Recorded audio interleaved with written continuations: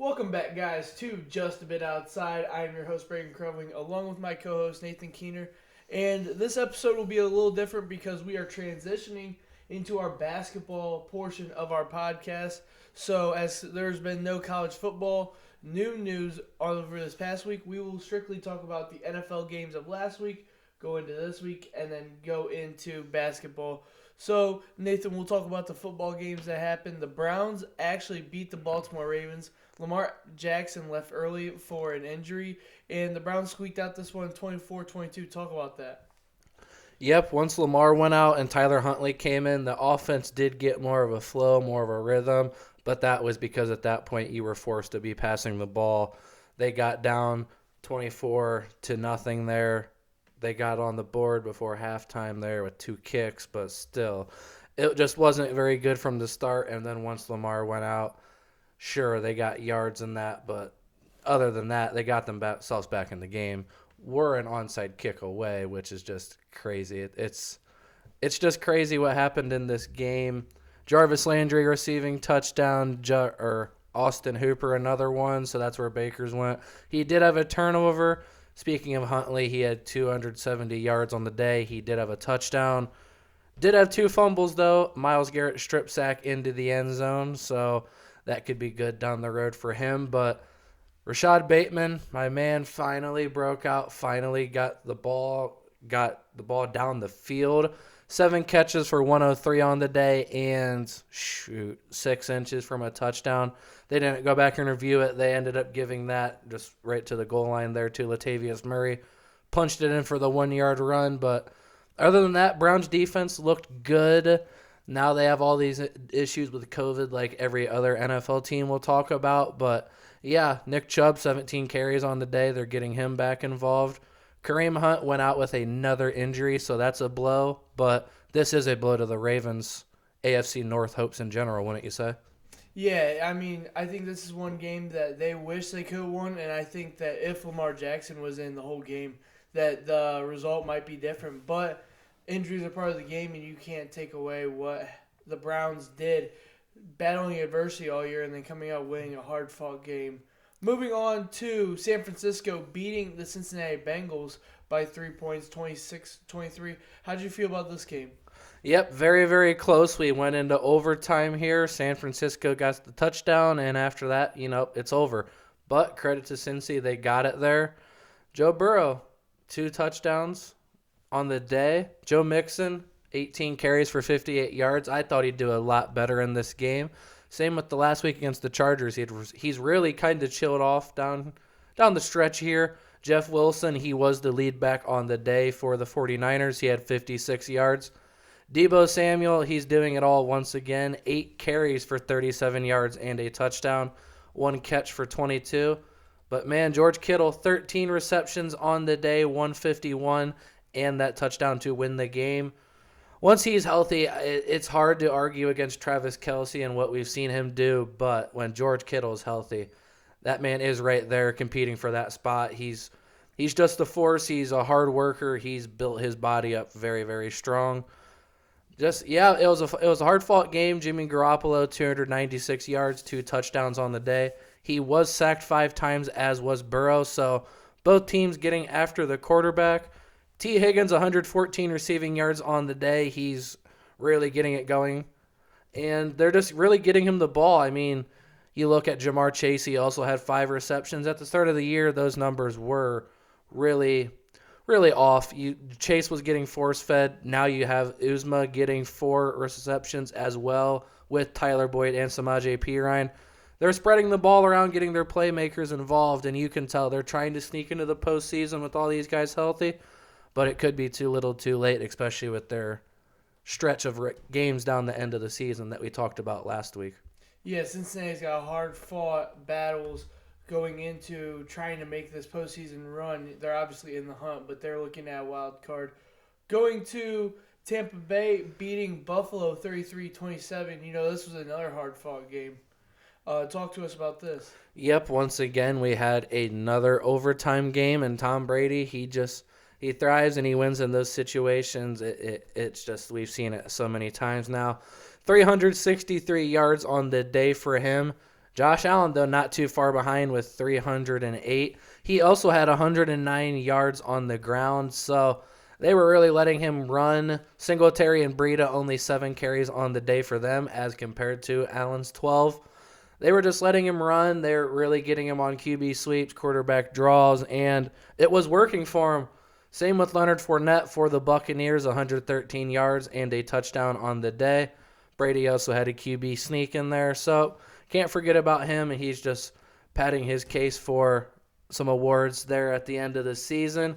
Chris Godwin, 10 catches, 105 on the day. Stephon Diggs, he got targeted a lot in this game, only 7 catches for 74 yards. Dawson Knox and Gabriel Davis had those receiving touchdowns. This Bucs defense, you can tell that secondary is getting healthier. Devin White, 10 tackles, 1.5 sacks on the day. Once you have him and David flying around, that defense can do so many things with the likes of Jason Pierre-Paul, Sean Murphy-Bunting's getting healthy. Buffalo, man, they lost Tre'Davious White. That secondary just doesn't look the same. Teron Johnson and Levi Wallace are now being forced to be number one corners, and especially against a Bucs team like this, which probably has the best receiving duo in the NFL in Godwin and Evans. Also have Gronkowski in there. Really hard to stop. But credit to Brashad Perriman. He had the 58-yard receiving touchdown to win this game. He's fought to stay in the NFL. He's had some bad experiences on some teams, but has had some flashes in the pan, and especially down in Tampa Bay in his second stint. He's done good down there with Brady, just another weapon that, in all reality, he just does not need. But, fuck it, let's give it to him. Aaron Rodgers and the Green Bay Packers beat their rival, the Chicago Bears, 45-30. Talk about that game. I mean, as Aaron Rodgers stated in the last game, he owns the Chicago Bears. He is now 23-5 against them in regular season and playoffs. He had 341 yards on the day, 4 touchdowns.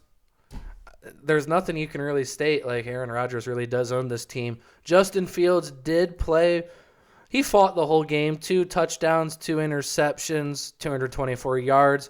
Did have 74 yards on the ground to lead the team. David Montgomery only had 42.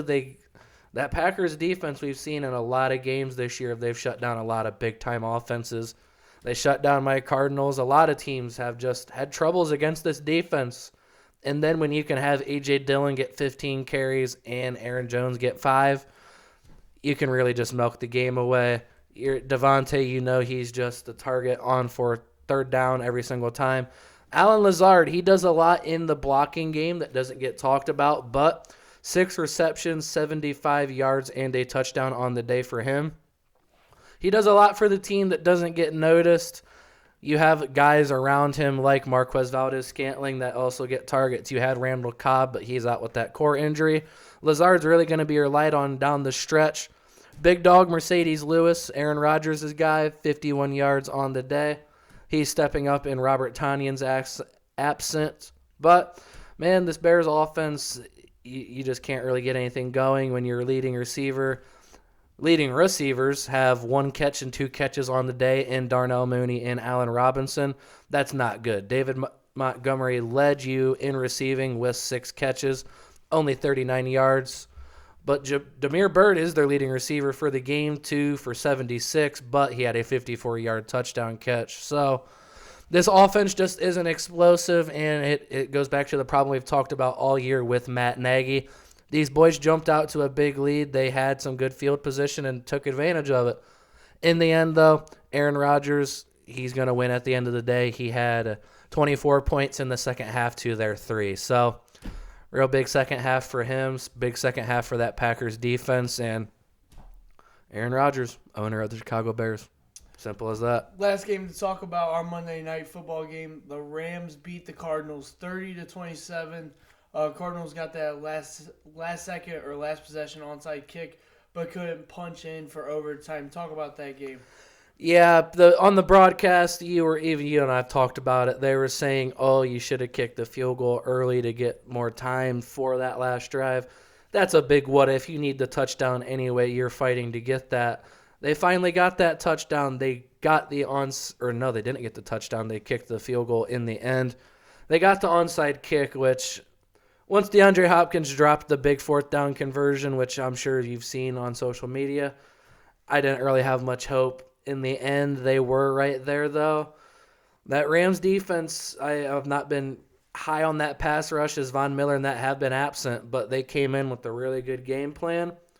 They had those edges coming off the outside in Miller with Leonard Floyd, who had a very big game. And then you have Aaron Donald in the middle with also Sebastian Day. They can create problems.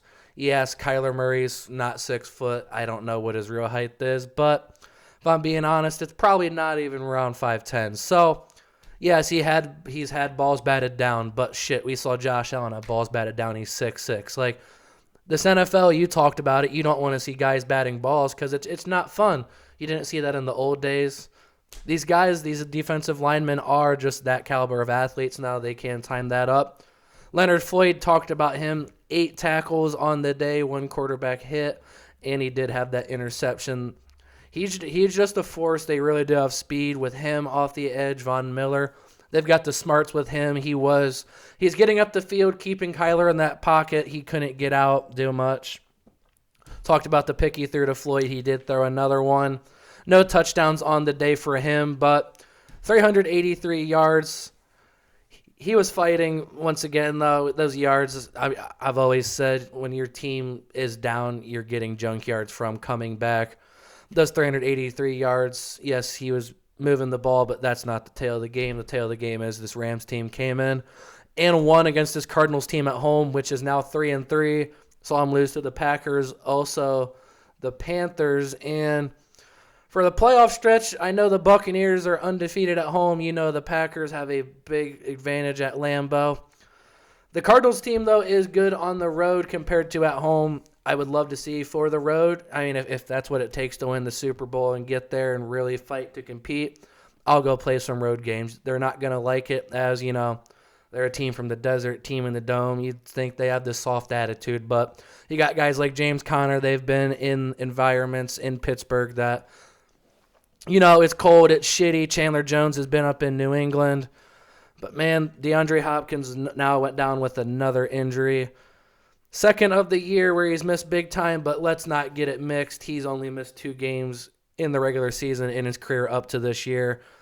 The dude is on the field whenever he can be. He's just had some unfortunate injuries. He had a big drop. I don't know. The Cardinals just don't look the same at home for whatever reason. Those fans are out in the desert. I guess they have better shit to do than go and support a 10-2 team. I don't know. They were loud, they were in there, but at the end of the day, those Rams fans, you could hear them. They were getting loud. They were egging this team on. They were egging on Stafford, egging on Kupp, which 13 catches, 123, 1 touchdown on the day. Even Odell Beckham Jr., 6 catches, 77, and a touchdown. I've talked about on this show how I felt with the Browns, and it's just funny of all times he has to go do it against my Cardinals on national TV, go show up in big-time moments. It's good to see him get going. He's had a touchdown in 3 straight games now. Couldn't say that with the Browns for so long, so good for Odell Beckham getting going.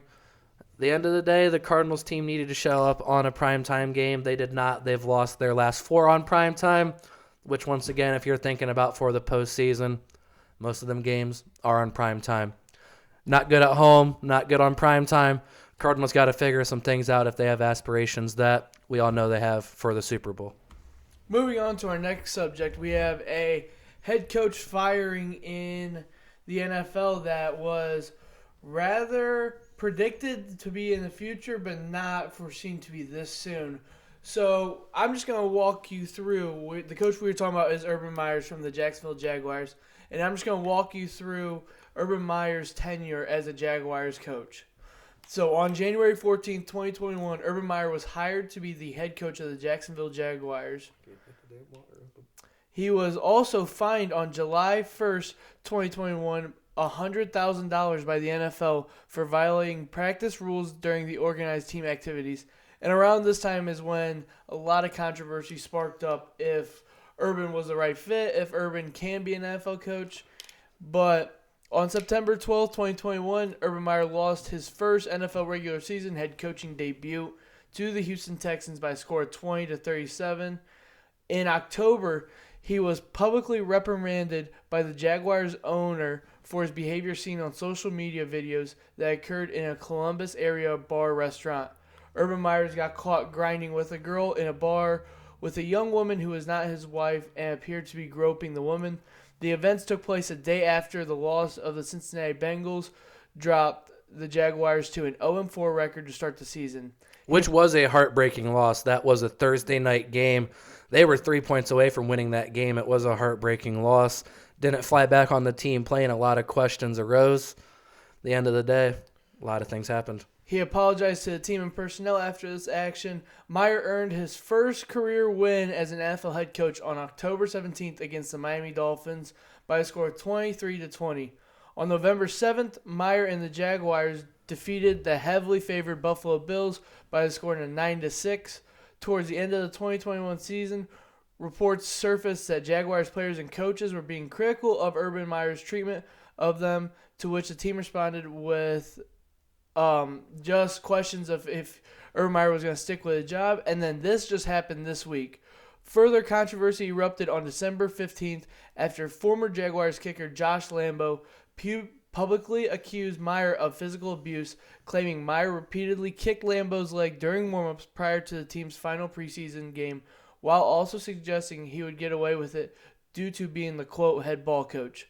Because of this and the Jaguars' struggle, he was fired on December 16, 2021, which was only a couple days ago, finishing his tenure as a Jacksonville Jaguars coach of 2-11 record. His 13th game tenure is tied with Lou Holtz and Bobby Petrino as the fourth shortest coaching tenure in NFL history. Holtz and Petrino also were making their NFL head coaching debuts after previously being a head coach in college. Obviously, the Josh Lambo thing is controversial. Josh Lambo complained that Urban Meyer kicked him during a preseason game. We talked about it. It's also not the right thing, but, like, how soft can you be? So, what is your overall thought of Urban Meyer being an NFL head coach? I thought it was going to work. I mean, let's just not forget the guy's college resume. Yes, I understand what happened in the NFL, but as the people in this show are going to be listening, remember what he did for your fucking school at Ohio State. Let's not forget that. The dude's one of the greatest college coaches of all time. Colin Cowherd calls him second behind Urban. Behind Saban. He's right up there. He was 187-32 at Bowling Green, Utah, Florida, and then Ohio State. Won 2 national titles with Florida in 06 and 08. Went 65-15 there. Retired with some health issues. Came back to coach the Buckeyes too. A 2014 national championship and an 83-9 record in 7 seasons. Don't forget what that guy did for you. Don't forget why Ryan Day's now in that situation. He gave Ryan Day that job. He gave Ryan Day those keys. He left because, once again, you have a guy there to give them keys to. So, don't forget that. But it goes a lot deeper than this. Like, the whole Trevor Lawrence not being named a starter over Gardner Minshew until August 25th. And then 3 days later, they traded Gardner Minshew. Okay, I understand Lawrence is the starter. Clearly, you drafted him number 1. You should name him. I get you want to let him earn his role and all of that, but it's Trevor Lawrence. We know what he is. We know what your team is. There's a reason you have the first pick. So they trade Gardner away. Wouldn't you figure you'd want a veteran guy in there to help playbooks? Just so many things. Nope, I guess not. But then he benched James Robinson for fumbling, for Carlos Hyde.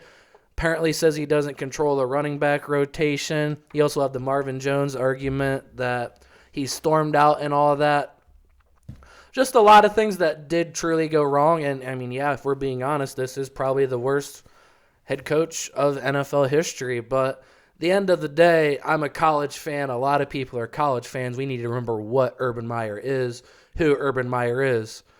Let's not act like people have not tried to get him to be an NFL head coach before. Come on. Multiple times at Columbus. Nope, Urban Meyer turning down reports, turning down rumors, all of that. Multiple people have wanted Urban Meyer to be an NFL head coach. He finally just went with the Jaguars because you have a generational quarterback in Trevor Lawrence. Now that Urban's gone, you got Darrell Bevel in there. Fun fact, he's the first person to be an interim head coach in back-to-back years, as he was also the interim for the Lions last year. The OC, he's done a good job on the year. People have given him some slack, but with that offense, with that talent, I'm not sure what you're supposed to do. Some candidates that we'll talk about, that there's 3 really names that you should keep an eye on. And one of the favorites, and he was a big name in this cycle last year, is Brian Dable, the offensive coordinator of the Bills. He's done a lot of things with Josh Allen, done a lot of things with the passing game. Once he's never had the running talent to do anything. If you give him James Robinson and Travis Etienne, some good things would possibly come. I'm very high on him. Byron Leftwich, the OC for the Buccaneers, is a big name that's been tossed out there. Earned the respect of Brady, earned the respect of a lot of people. He's a name that would be a young name, get things going, get things energized in that locker room. As would Eric Bieniemy, the offensive coordinator of the Chiefs. He was interviewed in the last cycle by them. You would figure if the interview went well, he would be interviewed again. I'd pay attention to those 3 names as you want an offensive guy in there. But an underrated name, if you want another first-year head coach, I'd watch Kellen Moore of the Dallas Cowboys. He's done some good things with that offense. He's a very young name, but he has a progressive offense that's doing a lot of things. Run, pass, he does a lot for that team. Would be a good fit with the Jaguars, I believe, but I'd pay attention to those 3 names at the top. But if you want a veteran guy because you dealt with Urban Meyer in the first-year shit, I understand that. At that point, I'd look at Doug Peterson, the former Super Bowl coach of the Eagles only a few years ago. Josh McDaniels, listen, could this be the job he finally leaves the Patriots for? You got a good quarterback. You have the 2nd overall pick in this draft. You have some just talent on that offense. Could this be the job he leaves the Patriots for finally? And Jim Caldwell, he was the coach of the Patriots. He coached the Colts. He was then the coach of the Lions. He's been a guy, he's done a lot of things, veteran guy you can bring in. It's all what do the Jaguars want? Do you want a progressive young mind like a few years ago when the Rams hired Sean McVay, you hire a few guy a year or 2 early. Could that be Byron Leftwich or Kellen Moore? Or do you want to be the guy that's, all right, we just had that shit show. We need a good culture in here. Need to establish something good. You got those 3 veteran names. But Urban did have a good draft class last year. He had Trevor Lawrence. He has Travis Etienne, who will be back. Tyson Campbell, the cornerback from Georgia, has done some good things. Walker Little, the game against the Bills that they won, he's played every single snap. He's a tackle from Stanford.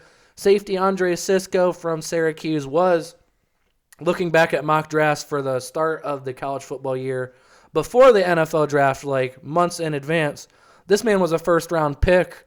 Had some issues his senior year there, but he's still a young, talented guy. Let's not forget you have James Robinson, Laviska Shenault, DJ Shark on offense. You got Josh Allen, the defensive end, and Miles Jack on that defensive side. Number 2 pick, you're probably looking at Hutchinson, Thibodeau, guys like that. You got some pieces that might attract a guy, but is it more attractive than last year when you had all the open cap space, all the draft picks? I'm curious to see, but come on, let's act like Urban Meyer wouldn't have been hired by an NFL team in the past or down the line. Let's not act like or ignore his college resume. Urban Meyer is a college legendary coach. He'll most likely get a job once again in TV, and I'd love to see him end up in college. It's just where he's good, where he has the superior talent every year, and guys listen to him. Josh Lambo, at the end of the day, got this guy cut. A lot of things led up to it. The Urban, you got to be better. You really do. Sad to see you go. I thought it would work, but excited to see who they get in there for Trevor Lawrence. Now, staying in the NFL, we're going to talk about just another problem they have. NFL has been struck a lot with COVID recently, and I checked the number before the show. As that was happening, I just saw Sean McVay tested positive, so there's another coach that's out. Or not Sean McVay, Sean Payton. I'm sorry about that. Sean Payton. I was going to say, I checked this list before, and I don't know if the number's accurate or not. Because over 100 players. I was going to say 103 current players are in COVID protocol right now is the last report that I saw. So just talk to me about these problems that these NFL teams are having. Well, you have the strict COVID restrictions, and apparently it's if you have the vaccine and you don't feel symptoms, you don't get tested. I don't know. I believe it or not, I've never been tested for the COVID vaccine, so I don't know what all them protocols go into. You've been tested, you understand what it is. These guys do this on a daily basis. It's really a bitch. You're getting tested every damn time you walk into the facility, but there's some big names on this list. For the Browns, you have a lot of names. You have Baker Mayfield. You have, here's the list. Here we go. Baker Mayfield, Jarvis Landry, Austin Hooper, Wyatt Teller, Jedrick Wills, Tack McKinley, Malik McDowell, Anthony Walker Jr., John Johnson, Troy Hill. Those are all starters right there. You also have Ronnie Harrison, Grant Delpit. Jacob Phillips just got back. Case Keenum, so Nick Mullins will be forced to start this week. Jamie Gillum, so you have to get a punter once again. They already signed. Yeah, Cole quits there, but Gillum has been out, but yeah. That's just the Browns. I mean, we can talk about the Rams. They have Odell, Jalen Ramsey, a lot of guys. Players. You have Jalen Waddle. I'm just some big names here. Jalen Waddle, Tyler Lockett. There's a lot of big names on these lists that you can just go down through, and it's amazing that all these guys are going to be missing. The Bengals are missing their starting offensive tackle this week. In a very bad matchup, I would say. They're also missing their starting corner. Cowboys are missing Cedric Wilson. Lions, Jamal Williams is possible to get off for this week. Packers have Kenny Clark. There's just a shit ton of guys on this list that Chargers last night didn't have Rashawn Slater. The Chiefs didn't have Josh Gordon. There's a lot of guys that are on these, and it's a problem for the NFL. The NBA is going through the same stuff. COVID cases are coming up and arising. I don't know. Things seemed like they were going so good in the world. I guess no longer. They're not. Damn Rams start winning some football games. I guess some things change in the world, but I don't know, man. But they got to get this figured out because at the end of the day, we don't want to see these guys missing, especially for the fan purposes. How many people play fantasy football? You're getting into the playoffs. It ain't going to be fun if you have a team of Jalen Waddle, Tyler Lockett, Allen Robinson. Your three damn starting receivers are done. Trust me, I got a lot of names on COVID right now, too, for the playoffs. It's not fun. But just for NFL team safety, man, I would think about postponing these games. It's not safe to go out there with guys that are not on your team because, like we said, the Browns are missing 20 guys. The Rams are missing 20 guys.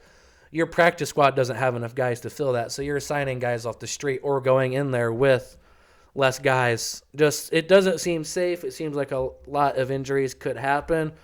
Not a lot of good things with this COVID situation. They got to figure it out before it gets possibly even worse. More big names could get tossed on that list, believe it or not. Yeah, and moving on to our NFL section where we talk about guys who haven't been really affected by all these different situations in this year's NFL season. You know, everyone goes through the COVID protocols different. Aaron Rodgers got off of it in a week versus some guys have been on it for 2 weeks. And Big Ben had a really short stint. There's been a lot of guys that have some short stints. Everybody's body reacts differently to it. So we're going to talk about our NFL awards, and we're going to talk about our MVP, our Offensive Player of the Year, and our Defensive Player of the Year. And really, we're just going to make arguments for our own. We're going to break it up. So who is your Offensive Player of the Year? Yeah, based off of betting odds that we have right in front of us here, it looks like Tom Brady is the favorite at minus 150. Aaron Rodgers is plus 550. And Kyler Murray is also up there at plus 1,000. So, really, it is a two-person race because even as a Cardinals fan, I don't think Kyler has a shot in hell with the games he's missed, just everything along those lines. So, I'm going to go with Tom Brady. I feel like he's going to win this award. Yes, I know that's the favorite, but start of the year, he was also my MVP prediction, and he's just done so many good things this year. 4,134 yards on the year with a 68% completion rating, 36 touchdowns, 10 interceptions, and 2 rushing touchdowns. If you compare that to his big 2007 season, he had 4,806 yards, 68% completion rating, 50 touchdowns, 8 interceptions.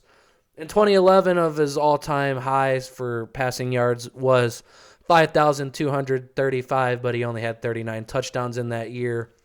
Listen, the big times Brady's won the MVP. He's had these big numbers with big records. He's doing it again. Believe it or not, they have some easy games down the stretch where they could possibly get in that range of 50 touchdowns. I'm not sure if he can get there, but I'm sure he'll pass them yards that he had in 2007. I know you're high on Aaron Rodgers. Talk about why you think he's going to win. I actually don't have Aaron Rodgers as my offensive player of the year. No, MVP. Oh, I was MVP. asking you for offensive player of the year. Okay, we're going MVP right now? Yes, MVP. My Okay. bad. I was like, I asked you for your offensive player of the year. But yeah, my MVP is Aaron Rodgers.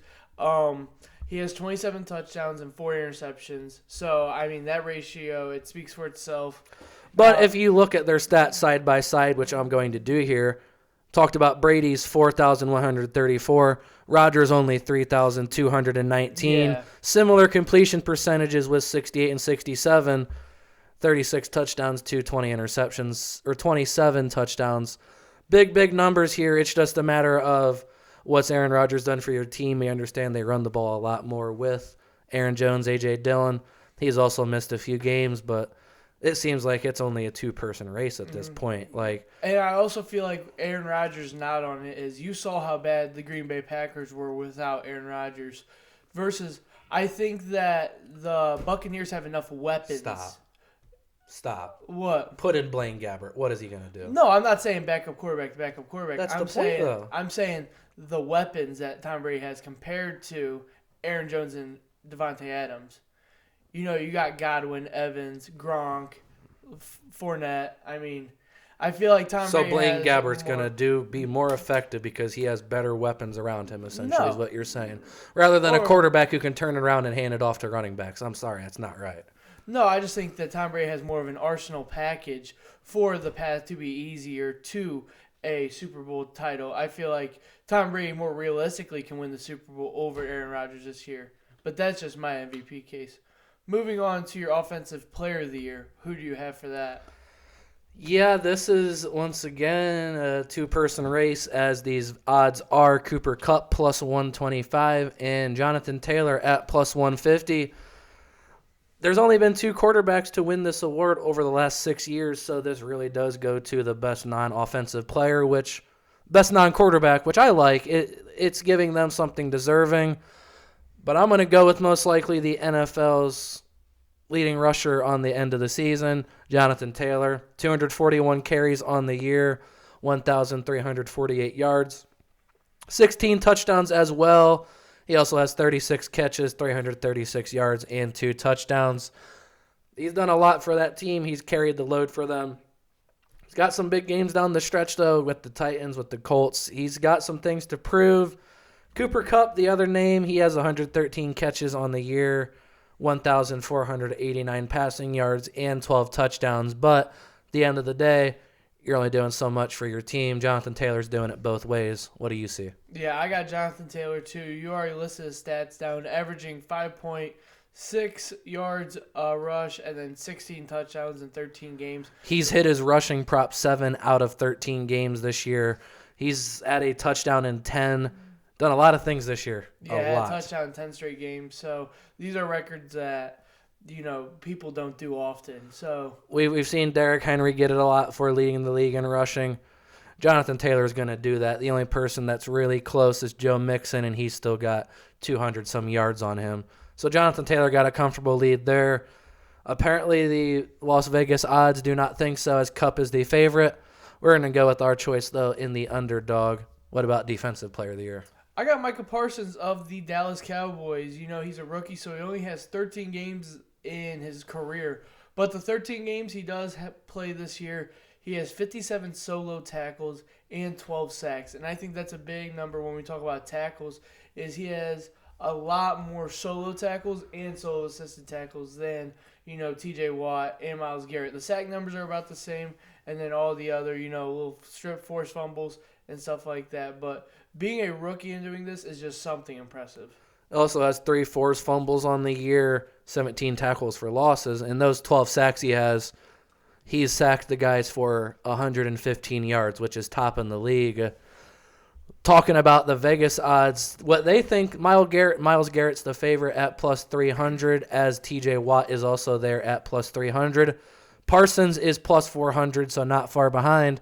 And Aaron Donald, Aaron Donald should always be up here until he can be stopped, which I don't see happening. He's at plus 750. So, once again, I feel like it's a three-pony race, but I'm going to go with Myles Garrett here. He has 15 sacks on the year, 85 yards lost on those, 45 tackles, 15 tackles for loss, 1 forced fumble and 1 fumble recovery, which we saw last week was for a touchdown. That really, really helped his case. TJ Watt does have 16 sacks on the year to lead the league, but he's missed 2 games. Myles Garrett, he's done a lot of things on the year. He plays the run very well. You can just see the impact he has. He's had a sack in every game but 2, so if he continues that pace, he should get to 20, which is just going to be something really cool. Strahan has the record at 22.5, but both Watt and Garrett have the potential to get there. Parsons a little bit far behind, but yeah, it's hard to argue for him. I kind of just went a different way to have different opinions here. But Parsons, man, what he does in coverage, the guys he can cover, the speed he has. There's a lot of times you're seeing him chase down wide receivers. I understand Myles Garrett on that can, but for this guy to do it after not playing college football last year, I was really high on that Penn State team last year until Parsons opted out. Journey Brown quit with a heart issue. There's a reason this guy was projected to be a top 5 pick. Slid in the draft. Cowboys scooped up a big piece, which they've just killed the draft over the last few years. Parsons, Garrett, and Watt, they're all going to be fighting down the stretch. I'm curious to see who gets it because they're going to be rushing the quarterback very heavily at these last few games. Moving on to predicting the winners of Week 15, we start off with Thursday Night Football. We have the Kansas City Chiefs playing the Chargers at LA. I'll take the Chiefs in this one. I got the Chargers. I think Herbert and them boys can come out and put up a big game. But on the year, the standings, you're at 142 and I'm at 136. Those are out of the 210 games on the season.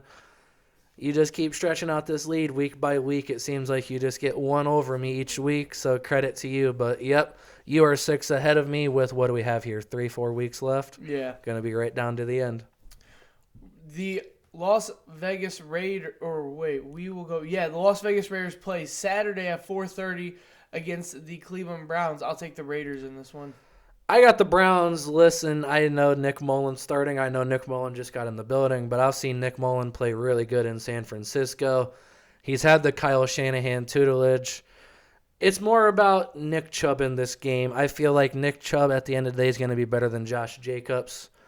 You still have Darren Waller missing this game, so we've seen what this Raiders offense is. It's not very good. This pass rush is inconsistent, so with Wills out, with Teller out, these guys could apply some pressure up front. At the end of the day, though, I'm not too worried. I think Nick Chubb will they'll slow this game down. We've seen it where they haven't had Stefanski, Baker, and some weapons. They really, really, really take the air out of that ball and just slow it down. I think at the end of the day, that plays into their favor as, once again, the Raiders just don't have any explosiveness on offense. The New England Patriots will play the Indianapolis Colts Saturday night. I have the Colts in this one. I'm going the Patriots. I'm trusting what Belichick's doing up there. I understand the Colts are fresh off a bye with Jonathan Taylor. J.C. Jackson, though, he's going to be a real problem. Carson Wentz has really protected the ball this year, but you know J.C. Jackson's going to be on Pittman. You know that's basically who they throw to probably 70% of the time, it seems like. Wentz could be forced into throwing some errant throws. It seems like Belichick, he's just had good game plans every big game this year. Mac Jones, fresh off his 3 pass attempts in the game, feel like he's going to be out ready to prove something. We've seen on the Man in the Arena, Tom Brady's thing. I'm just going to remind you as a Colts fan what the Patriots have done to the Colts at home over the years, whether it was at the old stadium, Lucas Oil Stadium. There's a reason this game's on at primetime. Yes, I understand these teams have records at the top, but this is a big-time rivalry in the NFL from the Brady and Mannings. Mac Jones, supposedly the next coming. If Mac Jones wins this game, Foxborough, they're going to have a heyday with the next Tom Brady. I think they can win it. I really do. Trust Belichick in it. Starting off Sunday's slate, we have the Tennessee Titans visit Heinz Field and play the Pittsburgh Steelers. I'll take the Titans. I'm going to take the Steelers in this. This is a pick 'em. I just think at the end of the day, the Steelers' defense is very, very good. Deontay Foreman and Dontrell Hilliard are getting yards. Same with Jeremy McNichols. But to go up against that linebacking core of Watt, Schobert, Devin Bush, even got Alex Highsmith, them boys are going to put some pressure. Even got Cam Hayward up in the middle to cause a problem. I understand Tennessee's had some good pass rush this year with Harold Landry. Big Ben's been stuck in the pocket like a damn statue. He don't move. I think they have some weapons at the end of the day to win this. Kevin Byard's going to have a lot of pressure in that back end to cover Claypool and Johnson. I've been on this saying the Steelers, I feel like they're just going to have Big Ben's just going to ride out on top. I believe in sports destiny. I feel like Big Ben will make the playoffs, and to do that after especially losing last week, you got to win tomorrow. I think they can. Or Sunday. Washington football team plays the Philadelphia Eagles. I'll take the Washington football team. Washington football team as well. These guys are the underdog by a lot in this game. Antonio Gibson really healthy, getting going these last few weeks. McKissick out once again. So once we've seen Gibson get just the workhorse load, he's done some good things. Terry McLaurin's supposed to be back from his concussion. I'm just not very high on this Eagles team, not very high on Jalen Hurts, who has not been cleared yet. He was limited in practice. We'll say I love Devontae Smith in this game, playing him in a lot of fantasy leagues. We've seen Washington get torched a lot this year. Feel like this is the game Smitty can go off and really do some things. The Buffalo Bills will be hosting the Carolina Panthers. I'll take the Bills, no doubt. Bills in this one, they've lost 2 straight after that loss to the Buccaneers. They got to get some things going or they're going to fall completely out of the playoffs. Panthers, they're not very good. This might be Cam Newton's last shot at starting because Sam Darnold has his IR activated off. Seems like they want to give him some more games this year to prove himself, see what they have going into the offseason. So this is about Cam's last chance to do something, and against this Bills secondary, listen, the corners have been having to be played up because of the Tre'Davious White injury, but DJ Moore and Robbie Anderson, as much as I love DJ Moore, are not Mike Evans and Chris Godwin. I like the Bills in this one. I will say I'm going back. And the Bills, this is the first game since they've been publicly almost humiliated in that post-game interview. So they're probably going to come out with a weak opponent. Yeah, Micah Hyde, Jordan Poyer, those boys are going to be flying around. Yeah, they're pissed. So to whoever's throwing the ball, Cam or PJ ain't been protecting the ball, but come on, PJ. I want to see you ball. But, yeah, I'm saying this is the first game they've had since – that's why I was just checking. This is the first game they've had since the media asked if they were embarrassed by that snowball fight with the Patriots. Or, no, they had a game before that. But not – you know what? I know what you're getting at. These boys got something to prove against a bad Carolina team. Against a bad Carolina team, they're going to take advantage of this. It ain't Tom Brady on that other side. Texans played the Jaguars this week. This was a game that I looked at and I went back and forth, and I'll take the Jaguars in this game. Taking the Jags as well. They actually got more. It went from -4 to -5 when Urban got fired. So that just shows you what Vegas and that think. But I think these guys are going to be fired up, come out, play good. Darrell Bevell's got nothing to lose. Listen, he could get an interview for this job, but most likely he's not. And most likely a new head coach comes in, he's going to bring in his own guy. I feel like Darrell Bevell has nothing to lose in this game. Laquan Treadwell has been playing very good. Laviska Shenault and Marvin Jones need to get it going. I feel like they're going to have some fun, though, throwing this ball around the yard. James Robinson apparently is for sure the starting running back. No Carlos Hyde, it seems like, in the picture. That could be good for them as well. Houston team, Davis Mills is in there. He's done good this year. Surprisingly, this Houston team we've already seen beat the Jags. I think the Jags will have something for them this game. The Cowboys will be going up against the Giants in a in-division rivalry game. I'll take the Cowboys. Cowboys as well. The Giants, Mike Glennon starting once again. The team's just not good. The Dallas defense has been good all year. The trio of DeMarcus Lawrence, Randy Gregory, and Micah Parsons has only played 48 snaps this year. You get them boys going, that pass rush is going to be coming. The Giants line we've seen is just not very good in general, passing-wise, run-blocking-wise, just not very good. Them boys are going to get some pressure up front. Parsons, if he wants some Defensive Player of the Year, if he wants a chance. Yeah, this is a game that This is a chance where they're going to be able to turn the ball over a lot, it seems like. He can show up. This is a game that Micah Parsons could boost his odds up to be one of the Defensive Player of the Year favorites instead of Watt or Myles Garrett. The Cardinals will be going to Detroit to play the Lions. I mean, do we really have to pick a winner? Just saw Chase Edmonds is officially active this week to play. Expect him to take some of the load off James Conner, and the boy deserves it. He's been balling this year, adding the one-handed Odell Beckham catch to his arsenal the last 2 weeks. These boys are going to be pissed off. They're going to be hurting without Hopkins, but they got embarrassed. And we all know Arizona at Detroit, they're undefeated on the road. I like the Cardinals by a lot. Without Swift, Jamal Williams questionable, Hawkinson season-ending thumb surgery. Amon-Ra St. Brown, the rookie's going to be asked to do a lot in this game. I think Byron Murphy, he might have a pick. He didn't have one last week or the week before. He hasn't done that for a while. Think the Cardinals are going to do some things. Yeah, I got the Cardinals too. Jets going to Dolphins. I have the Miami Dolphins in this one. Got Miami. This defense is doing some good things down the stretch. They're getting going. Brian Flores had a lot of pressure on him at the start of the year not at the start of the year. Start of the year had a lot of expectations. Started out the year not doing very good. A lot of heat on him. He's turned it around, and it's simply just by Tua. Seems like being on the field. Not very high on Tua, but it seems like he's better than Jacoby Brissett without a doubt. So he's done some good things. Jalen Phillips is getting some pass rushing presence there he hadn't had at the start of the year for the Dolphins. First round pick for them doing some things. I like the Dolphins. Moving on, we have the Bengals going to Mile High and playing the Denver Broncos. I'll take the Bengals in this one. Going to Mile High is never good. This Bengals team, you're never sure what you're going to get. I'm still going to go with them, though. These guys are getting some things going on the offensive side. Patrick Surtain will be on Jamar Chase. Excited to see that matchup as they went at it in college. Very curious to see what happens. It's going to be Joe Mixon on the day, though. He's second in the league in rushing. He's talked about before. Kind of been stifled these last few weeks. He's got to get this thing going if the Bengals have any sliver of getting into playoffs.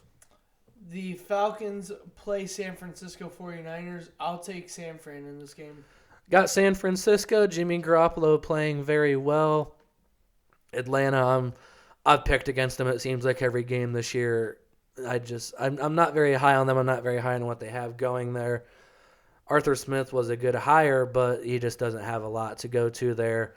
They're being carried this year essentially by Cordell Patterson just balling out. Sure, Kyle Pitts has his sparks, but without Ridley, this offense is limited. Saw what Kittle can do last week. We know what Debo's doing. Ayuk's doing some good things. The Yak boys are going to show up against the Falcons in their porous defense. The Seahawks play the COVID-riddled Rams, but I'm going to still take the Rams in this one. I got the Rams. The Seahawks are playing for a lot, but without Tyler Lockett out, you're going to be forced to go to DK. Can DK step up? I feel like Ramsey could be back. He'll be pushing it. I'm not sure if he will be, so DK should have a heyday against the secondary. I'm sure he won't because at the end of the day, he's a giant puss, but I like the Rams in this. Stafford. Van Jefferson's doing some very, very good things for this offense. Had a touchdown last week against the Cardinals. This Seahawks secondary without Jamal Adams, yeah, I like this matchup for them. Going on, we have Green Bay visiting Baltimore. Lamar Jackson's status is unheard of, but I'm going to still take Green Bay and Aaron Rodgers in this. Yeah, I got Green Bay. It'd be really, really hard for Lamar to play. He did not practice for the third straight day. Usually that's a sign that they're out.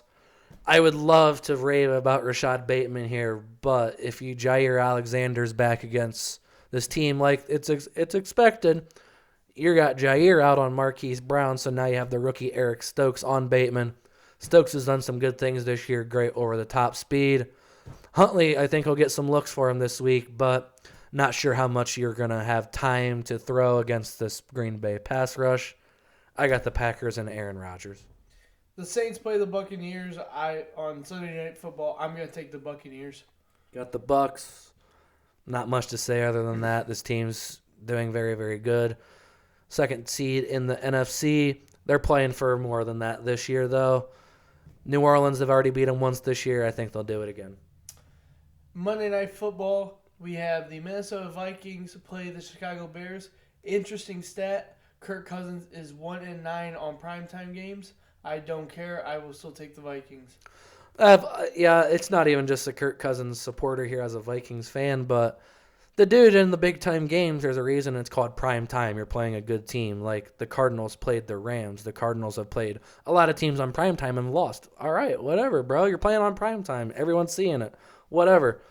Kirk Cousins has played a lot of games on prime time and lost. He was also on some bad Washington football teams. He's had the short end of the stick in these games. Justin Jefferson is a force to be reckoned with, though. Dalvin Cook, even with that fucked up shoulder and all last week, went off. Now he's got this Bears defense. They put up a lot of fight against this Packers team last week, but the Vikings, I feel like at the end of the day, will be able to do the same thing. The end of the day, third and fourth quarter, get this game over the top and be able to come out with a dub. Now, what were your three lines that are locks? I talked about the Pittsburgh versus Tennessee pick'em. That's my lock of the week. I like the Steelers team, what they're doing, what they have at the end of the year. They're my lock of the week. I also think the Patriots, they're going to win, so I have them covering the plus 2.5. Just simply trusting Belichick, simply trusting that defense. I know what Jonathan Taylor is. Very, very high on him as he's my offensive player of the year. This defense, Judon, them boys have done some good things. In my last one, I have the Washington football team. They're a 9.5-point underdog at Philadelphia. That is just absolutely ridiculous to have a big higher line. now. Caesar Sportsbook has them plus 12 right now. I don't know what you see. Listen, the Eagles at the end of the day could win this. We could both be wrong on that side. But that high of a line, yeah, I have. Come on, man. I was just about to say, now that you listed your three, that is one of mine. Is the Washington football team? I have the current Caesar Sportsbook odds. The Washington football team are plus 12. I mean, yeah, like you said, the Eagles could very possibly win this football game, and very easily could with that. We talked about porous secondary. Jalen Hurts could have a heyday, but 12 points is a lot. Another line that I'm going to go to is, and this line has almost flipped 360 the other way, I'm going to have the Las Vegas Raiders minus 3.5. I just think that the Browns are too banged up. I think this is almost an off week for them, and I don't think that there's a lot of confidence in that building. And then my line that is a lock of the week is Falcons are a 10-point underdog against the San Francisco 49ers. Yeah, I think the 49ers will win this game, but 10 points is still a lot to think about. yeah, very, very big lines. Just big lines you got to look at and sometimes pay attention to. Very rarely in the NFL are there blowouts, and most likely if there's a blowout, it's a blowout. Like these Raiders, lines, like the Raiders Kansas City last week, these was lines, a 30-point game. These big lines, they put these big numbers out there to try to get people to bet on the other side. Take advantage of it, dude. Be the one to take advantage of it and win you some money. They're not going to win. I mean, I think they should win, but even if they don't win, come on. You can't lose by less than, 12? That's stupid. Yeah. That's ridiculous. So what is your bold prediction of this week? Go on with yours first. I have Jonathan Taylor having a very big game against the Patriots. Patriots are known for their run defense, and you got Matthew Judon, and you got the boys up front. But I could see Jonathan Taylor having 2 tutties and 150 yards on a primetime game. I got Dak Prescott going off this week against the New York Giants. I have him with 315, 3 touchdowns. I just think this Giant secondary, Logan Ryan's out. He's got some shit going on with him. They're not very good in general. They don't get a good pass rush up front with no pressure. The linebacking core is not very good. You can use that play action to your advantage. Tony Pollard, I don't think is going to go this week. So without Pollard, I don't feel like you're going to want to put a load on Zeke. You're going to want to put that load on those trio of wide receivers. Feel like this week he can have a very, very big game. 315 is not very high, but if you look at some of his stats this year, he's very, very rarely went over 300. But when he does, like we're talking about, it's very, very high. I think he can get to 315 and 3 touchdowns. Now we're doing our transition into the NBA portion of this podcast. We won't take up much of your time, but we just like to talk about a couple things. One thing is we will talk about Steph Curry's three-point record, that he is now the prime first place holder of it. He surpassed Ray Allen Tuesday night at Madison Square Garden against the Knicks, having 2,974 three-pointers. Currently, he stands at 2,977 three-pointers. Obviously, like I said, first place. He is there by himself in a class of his own going into his game Friday night against Boston on ESPN or TNT. Is going to national televised, yes. It's going to be a national televised game. I just got one question for you, and I'll start off with Steph Curry. To me, means in the game of he revolutionized the whole game, and he's changed this generation of basketball. You know, he's made people in the older generations from ours say that we can't play in the old era and say that we just because all we do is chuck shit, yeah. Because all we do is chuck the deep ball and everything. Steph Curry, to me, and I'm a guy who looked up to Ray Allen my whole life. Steph Curry, I've watched beat my favorite teams in the NBA. I've seen him hoist an NBA Finals trophy that I feel like my favorite players should. He's played the same position against one of my favorite players and has been ahead of him in his whole career. And Steph Curry, to me, I just want to say thank you for changing the game of basketball and being a guy who paves the way for guys who aren't uber athletic or guys who aren't the tallest or aren't the biggest or aren't the fastest. You have paved the way for guys to be successful in the NBA in that way. I don't know if Trae Young would be in the NBA today or players like him if we still played the backyard rules, if we still played in the 2000s era. I don't know if guys like Trae Young and Luka Doncic would be successful in the league today. Talk about Trae Young, or talk about Steph Curry for just a second. No, yeah, he's changed the game. He has clearly. Me and you love chucking threes. Like, it's just the reality. At the end of the day, threes worth more than two. I've always said that. Like, it's just he's the only unanimous MVP ever, and this is just a stat I found crazy. Is when he was drafted in 2009. NBA teams averaged 18 three-pointers per game attempts. Now they're averaging 35.5. And in his rookie year, just 4 players averaged 6 or more 3 tries per game. 6 or more three-point attempts. This year there's 54 shooting 3 or more or 6 or more threes. He's changed the game with that, but the thing that doesn't get talked about, and it's what kids need to see. At the end of the day, you don't see the hard work that goes into the gym, all of that. Like, the amount of shots this guy's put up, like we talked about, it's got to be, it may not be a million makes, but damn, dude, he's put up a shit ton of shots. In his backyard, we've heard the stories about him on a hill, and if you miss the shot, it rolls down the hill, and you got to go get it. Motivates you to not miss, but that's just the old days. We watched him at Davidson, and it was crazy. It doesn't feel that long ago. He's done a lot. It's the work you don't see, but it's also his movement off ball, his constant action.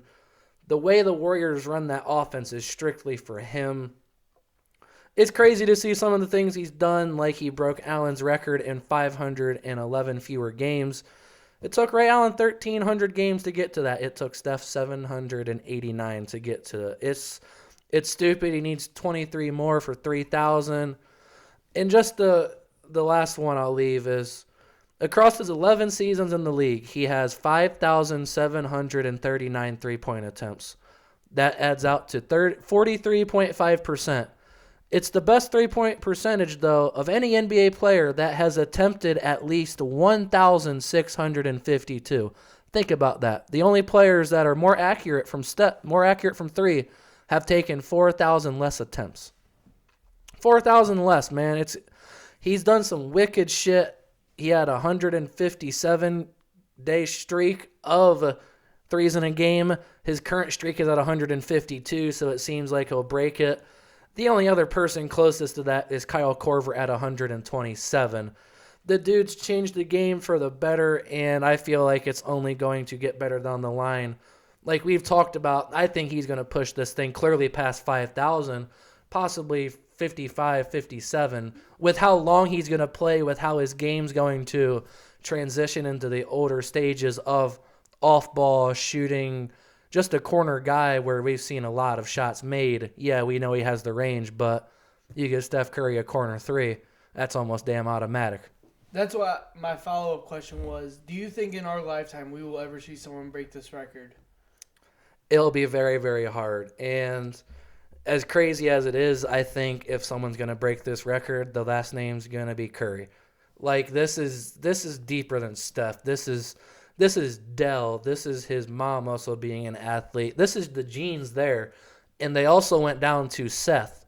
Yes, I understand hard work at the end of the day, but you need to understand just shooting in general, how to come off the screens, off the ball. So many things have to happen to break this record. You have to be the focal point of your offense. Yeah, with KD, he wasn't the focal point, but what, a 3-year stretch where he wasn't? The other 11 years he has been, without a doubt. Maybe not 11. Maybe you can say his rookie year, Monte Ellis was ahead of him in that, but the dude's done so much. He is at unanimous MVP, averaged 30. Once again, the only unanimous MVP ever. He's changed the game, and when it's all said and done, I think he will be the all-time record holder for points, not just free throws.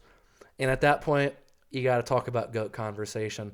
That's even over my boy Michael Jordan. That's not even over LeBron. That's over everyone. At the end of the day, he could be the greatest player to ever play. Because, what's his weakness? Defense? Come on, we've seen what he can do on defense. He gets steals that no one sees. He's undersized. For what he does undersized, it's fascinating. Steph Curry, it's ridiculous the things you've done and are going to continue to do. I can't wait to watch what's going to happen down the road. The amount of threes we are seeing attempted now, there was 82 in that game versus the Knicks. If there's 35 attempted this year per game and 82 attempted in that game, we're just going to see the numbers rising to where when he's retiring, there's probably going to be around 48, 50. Just, it's crazy to think, but it's what the game's going to be. We got big man shooting from deep now. Yeah, big men used to shoot deep in the old days, but how many Miles Turners and shit did there used to be? Not a lot. The dude's changed the game for the point guard position, but also every position on the court. I think James Naismith would be proud of what the game's become. Moving on to our NBA surprises so far, we agreed that we're going to do one good and one bad surprise for the team section and the player category. So, Keener, when we talk about NBA teams surprising you so far, list your good and bad. The good, I'm going to go with the Cleveland Cavaliers. If you listen to the preseason show, I was not very high on this team. My exact words, and I'll remember them, is you've drafted in the lottery the last 4 years, you're still going to be there. What have you done? And it turns out the core they've drafted has been really, really good between Colin Sexton, Darius Garland, Isaac Okoro the year before, then Evan Mobley. You got Jarrett Allen in a James Harden trade, which they fleeced that deal. You already had Kevin Love on the team and some guys like that, but then you went out and signed Lauri Markkanen, Ricky Rubio, some key vets to bring in. And listen, I still didn't think it was going to work, but as we sit here today, they're the fourth team in the Eastern Conference at 18-12, even above the Miami Heat, Boston Celtics, and teams like that. It's crazy because last year they were 22-50. This year they're 18-12. So 4 more wins, they're going to surpass that win total. Even their Las Vegas odds this year was 27 games to win. They're already at 18. They hadn't won 22 games since LeBron left in 2018. So credit to these guys. They have an average starting lineup age with 22 years old. It's a young team that only seems like it'll get better. And they're good because of their defensive rating. They run 3 guys out there that are all 6'10 and above with Jarrett Allen, Evan Mobley, and Lauri Markkanen. Kevin Love, I'm not high on him, but you bring him off the bench. He's a glorified guy that gets you points at the end of the day. These guys allow 101 points per game. That's only second to the Warriors. They're second in advanced stats and so many things. They have a slow pace and they protect the paint really well. And they have the NBA's lowest field goal percentage inside of 5 feet. So Allen Mobley and Markkanen, they provide that size in there. They have five people shooting over 35% from the three-point line. So I feel like they can keep this going as their size and defense. I don't feel like those are going away. Evan Mobley seems like he's the Rookie of the Year favorite right now. 14 points, 8.3 rebounds, a team leading 1.8 blocks. And watching him in college, the thing I found so impressive is he's so sound and disciplined. He only averages 2.1 fouls per game to go along with those blocks. It's fascinating to see what he can do. 78% from the free throw line as well, so he's got a good stroke that will be able to extend out over time. Darius Garland is pushing, as crazy as I say it, pushing for an all-star spot. The dude, no, it's crazy. Like, people are saying he's Kyrie. You need to chill on that. But he is averaging 19 points and 7.6 assists. And like I talked about, Ricky Rubio, Colin Sexton went down. He's done for the year. Rubio this year is averaging 12.6 points, 6.5 assists, and 4 rebounds. Not to mention Jarrett Allen at 17 points and 11 rebounds with an astonishing 70% field goal percentage. Listen, I said it, was not very high on this team. JB Bickerstaff and them boys, they went completely opposite of what the NBA was doing. Fuck small ball. We're going to get 3 guys that are 6'10". It's paying off for them as they just have this big paint defense. It seems like if they were Syracuse, you could just stretch your arms out and cover that whole paint. But the bad team for me is a team that's in the same division, and that's the Indiana Pacers. I thought they'd be a lot better than this. They are 13th in the East at 13 and 18. It's all clumped up, but still, you're down at 13th. They're said to be in a full rebuild mode. With Rick Carlisle, people are saying it's not going to be the case, that you're going to have just a little rebuild here. You don't need to trade everyone, but numerous guys like Sabonis, Miles Turner, and Ohio boy Karis LeVert are on the trading block. You also have talented depth pieces in Malcolm Brogdon, Chris Duarte is the rookie they drafted, Justin Holiday, TJ McCollum, Jeremy Lamb, Torrey Craig, and then you get TJ Warren back in a month from his foot injury finally. I don't know why you're trying to trade those guys. Sabonis is averaging 18, 12, and 4 assists. Miles Turner is the Texas man. Listen, I've loved this guy for a long time. I've wanted him in Boston for a long time. If there's a way to do it, go do it. He's averaging 13 points, 7.5 rebounds, 2.86 blocks, and Mobley, we were talking, is averaging 1.8. This guy's averaging 2.8. 51% field goals and 38% from 3. And my man, Karis LeVert, the young man from Ohio, he's just never been given, it seems like, the chance to be a key player in a franchise. He's been just tossed around. 16 points, 3.3 assists, and 3 rebounds for him. He's not very efficient on the year. He needs to work better on that, but he has a very, very sound game that I love watching. It's beautiful to watch, just knowing he's from Ohio as well. I expected this Pacers team to be better, and if you're trying to get rid of those guys, I'm not sure why, because it seems like you're competitive in every single game you play. I'm not in agreement. I feel like these guys can turn this thing around, as a guy like Brogdon's also averaging 26 and 5. Not sure what you're doing here. Not sure why you brought in Rick Carlisle just to do a rebuild. Doesn't make sense to me. It's just the Pacers being the Pacers, and it seems like they never have the willingness to go all in and win. Yeah, we have 4 different teams because my 2, one is out west and then one is staying in the east. So I will start with my good team. I am impressed how well the Brooklyn Nets are doing without Kyrie Irving. I thought that Kyrie was a piece that they needed to go win a championship, and I'm convinced no more.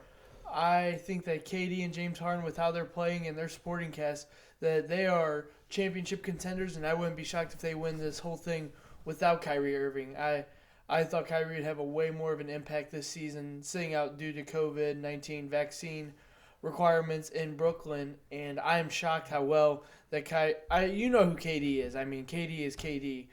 No matter who he's with and no matter how he plays, that's how he is. He's always so efficient. That's the thing is he can Durant only needs 20, 22 shots a game, and he'll drop 30, and it's like, oh, okay. And that may be even giving him a lot. Like, he really doesn't even need 20 to get there. So you can give other shots to volume pieces like Joe Harris and even Blake Griffin, who's struggling, and Cam Thomas, who seems like he just keeps getting better and better. Yeah, the Nets have shocked me too. And then the team that I think has struggled so far, and I don't know if it's just because it's a new team and, they need to piece people together, but the Los Angeles Lakers haven't impressed me yet. They're a couple games above 500, but I definitely expected them to be higher up in the Western Conference power rankings and in the standings, and that's not the case. I do think that they will get under control, but if AD keeps playing soft like he is, I don't know what aspirations the Lakers have. No, the dude's a freaking, at the end of the day, just a little soft pillow. It's crazy to think that, this guy's one of the best players in the league, but yet can be that soft, that uncoordinated sometimes. I think that AD is a top 5 player talent in the league, but if he doesn't have that same will to win that he had during the championship season, I would consider shopping for him. Yeah, there's a lot of talented players that haven't worked out. But I'm going to go into my player that has surprised me this year for the good. And it's crazy. When we were doing our preseason predictions, I predicted Jaren Jackson would be most improved player. And then you're watching the games, and it's like, oh, shit, he's not really doing too good. And then it's John Morant's doing really good. And the person that keeps flying under the radar that might need to get the attention is the third member, and that's Desmond Bane. He's averaging 29 minutes this year, averaging 16.2 points, while shooting 41% from 3 and 47% from the field, also averaging 4.5 rebounds and 2.3 assists. Last year, he was a second-round pick. During the postseason, you could tell he was doing a lot of good things. When Dillon Brooks was out this year, this guy got thrust into the starting role and did some really good things last year. 20 minutes a game, 5.6 points. So you're looking at only 9 more minutes a game, but an 11-point increase. It's crazy. More than 40% of his shots this year are coming from pull-up jumpers. That's up from 25.5% from his rookie year. He's also averaging 6.6 drives per 36 minutes compared to 5.5, being more aggressive, and they're letting him being more aggressive as he's being a pick-and-roll ball handler. Ja did that a lot last year. He's missed some time here. Bane's getting in that role.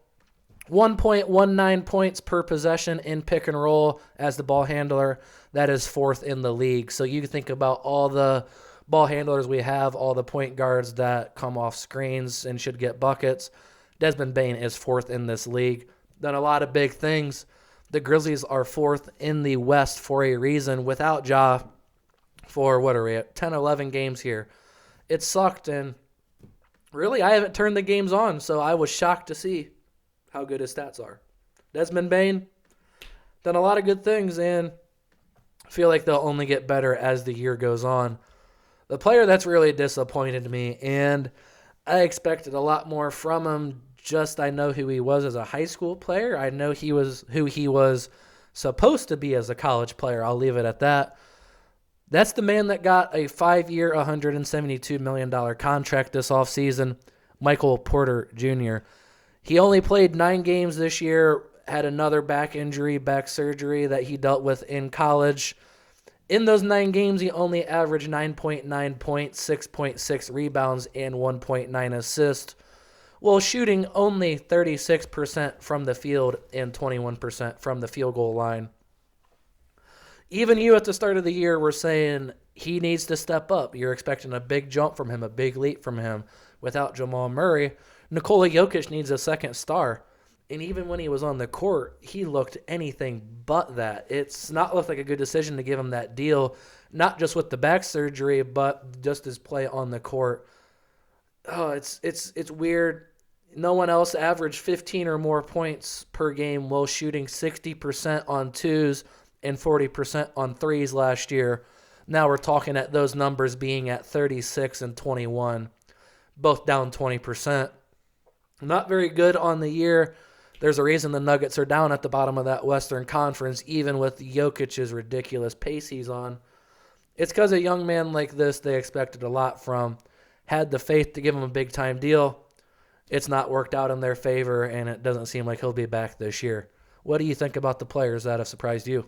The player that has surprised me the most in the good way, he took on a starting role this year that he didn't have last year, and he started every game this year. He only started 19 games last year, but his minutes are up by 7 this year. His shot or his field goal attempts are up by 6.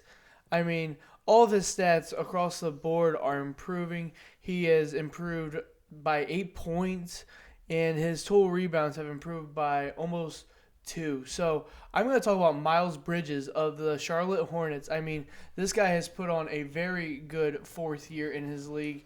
30 games, he averages 20 points, 7.3 total rebounds, and nearly 4 assists while shooting almost 50% from the field and 33% from 3. And he's not known to be a good three-point shooter. So being a slasher and giving that ability to score, on his own and being able to throw the three ball at 33%, I don't think is bad. And I think Miles Bridges, if he keeps this up, he could maybe sneak his way into the All-Star game. Well, for sure, he's playing for big money because his rookie deal is almost up. I was a huge fan of this guy coming out of high school. I even went up and watched a Michigan State Notre Dame game when him and Jaren Jackson were on the court. Like you said, he was never the best three-point shooter. When he shot in college, it was like, no, what are you doing? That's a very, very reliable shot for him this year. That Hornets team in general surprised me. Another name that we haven't mentioned, but he shocked you too, and you'll say it. It's Kelly Oubre Jr. doing the same shit for that team, but Miles Bridges for sure. And then another name that has surprised me in the bad way is newly acquired from the New York Knicks, Kemba Walker. I mean, he's only played 18 games this year, but he's down to not even 12 points per game, not even 3 rebounds a game, and barely 3 assists. I mean, his numbers from last year being in Boston versus this year is astronomically different. I mean, he's down almost 9 points, and his assist numbers are down by 2 whole assists. So, and he's out of the rotation in New York. I definitely thought he was going to be a spark plug for them and be a good pickup. And even if he couldn't get them, I think the Knicks have, they aren't going to go win the East, and they have limitations to that. But I definitely thought Kemba Walker was going to be a positive add for him, and he was nothing but. It's weird clearly I'm a Celtics fan, so when they got rid of him and they dumped the first-round pick, I was like, oh, what the fuck? I was kind of pissed because that took out a prospect to get. At the end of the day, man, I'm so happy just seeing what has progressed. I'm a Kemba Walker fan from the Hornets. It just happened he ended up on my favorite team. It made that love stronger, but at the end of the day, I'm a realist, and he did not look good there at the end of Boston, and clearly has not looked like himself there in New York. It just seemed like it was never a good fit if you think about it from, okay, Tom Thibodeau's your head coach. What's Tom Thibodeau like? Defense, aggression, all of that. Is Kemba Walker a good defender? No. You have guys on the bench like Emmanuel Quickly, Quentin Grimes was a first-round pick, and Ohio boy Miles McBride. That's just the young guards. You also have Derrick Rose and some other guys there. There's simply better guys to put on the floor right now than Kemba Walker. Quentin Grimes, in the one game he played, had 7 threes. Just happened to get COVID. Miles McBride starting to get a lot of run here as of late. So this is a name to keep your eye on. He is an Ohio guy, played at West Virginia, so a guy we've watched for a while. Excited to see what happens there, but like I said at the start of the season, man, you took Boston's leftovers and expected to go win a title. Kemba's not worked out for you, and Evan Fournier has looked like, honestly, a gem compared to Kemba, but he's not worked out either. The Knicks are the Knicks. How you doing, Stephen A? How you like your boys? Yeah, a lot of surprises in the NBA so far. We'll talk about more of the NBA into our further episodes, and we're gonna, transition from the NFL, college, and pro to NBA, and talk about some college in there basketball too. Yeah. I'm your host, Braden Krovling. My co-host Nathan Keener signing off just a bit outside. Peace.